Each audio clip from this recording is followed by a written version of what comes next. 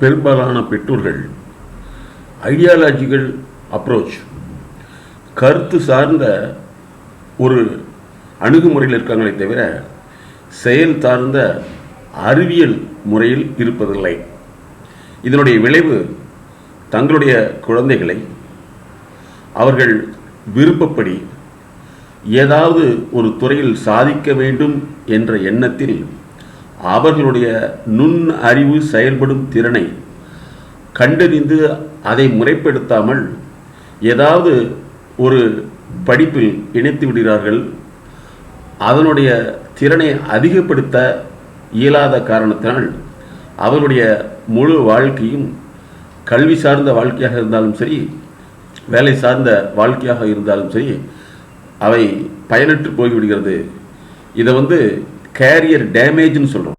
Carrier டேமேஜ்னா ஒருத்தனுக்கு அந்த தகுதியும் திறமையும் இல்லாத ஒருத்தர் கொண்டு போய் ஒரு படிப்புக்குள்ள தள்ளப்படையில் அவன் டோட்டலாக லைஃப் ஃபெயிலியர் ஆகிடும்.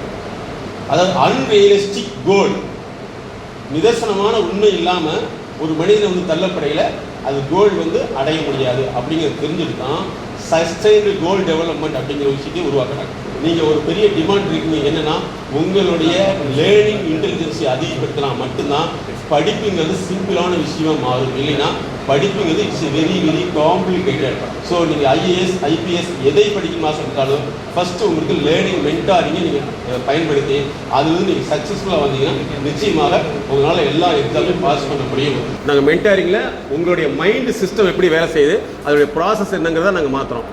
மேல்மட்ட மக்கள் தங்களுடைய தகுதி மேம்படுத்த ஆலோசனை பெற தயங்குவதில்லை. சாதாரண மக்கள் கேட்டு பாருங்க, எனக்கு எல்லாம் தெரியும் இருப்பாங்க.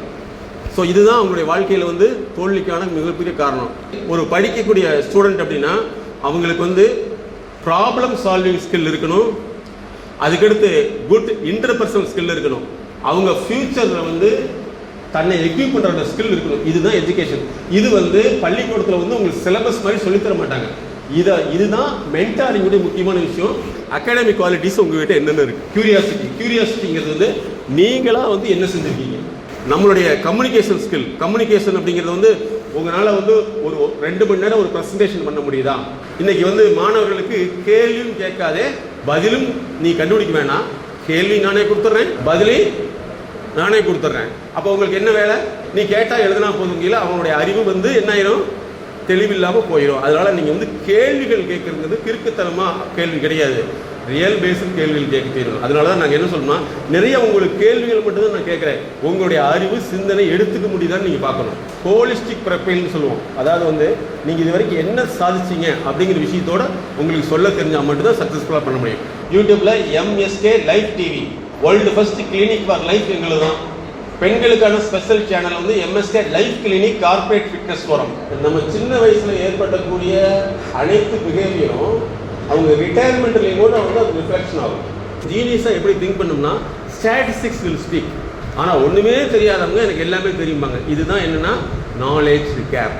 ஸோ அந்த மாதிரில உங்களுடைய அறிவுத்திறனை மென்டாரிங் இல்லாமல் இருக்கிற போது நமக்கு தெரிஞ்சு தான் கரெக்டுன்னு நினைப்பாங்க. அதனுடைய விளைவு தான் இன்றைக்கி நிறைய பேர் டிசீஸ் அண்ட் டிஸ்கம்ஃபர்ட் இருக்காங்க. மாணவர்களுக்கு வரக்கூடிய பிரச்சனைங்கிறது, பெரியவங்களுக்கு ஒரு பிரச்சனைங்கிறது எல்லாமே ப்ரீடிபோசிஷன் ஃபேக்டர் தான். ஒரு மெடிக்கல் ஃபீல்டை நீங்கள் ஜட்ஜ் பண்ணவே முடியாது. அந்த ஃபீல்டில் இருந்தால் மட்டும்தான் அதை புரிஞ்சிக்க முடியும். மற்றவங்கள சிம்டத்தை கூட புரிஞ்சிக்க முடியாது. அதே மாதிரி தான் வாழ்வியல் சார்ந்த உளவியல் விஷயம் தான். இப்போ மேடம் நிறைய பேருக்கு வாழ்க்கை இந்த எஜுகேஷன் வரக்கூடிய ப்ராப்ளம் எப்படி அவங்க லைஃப்பை பாதிக்கிறத பற்றி சொல்லுவாங்க. MSK life clinic foundation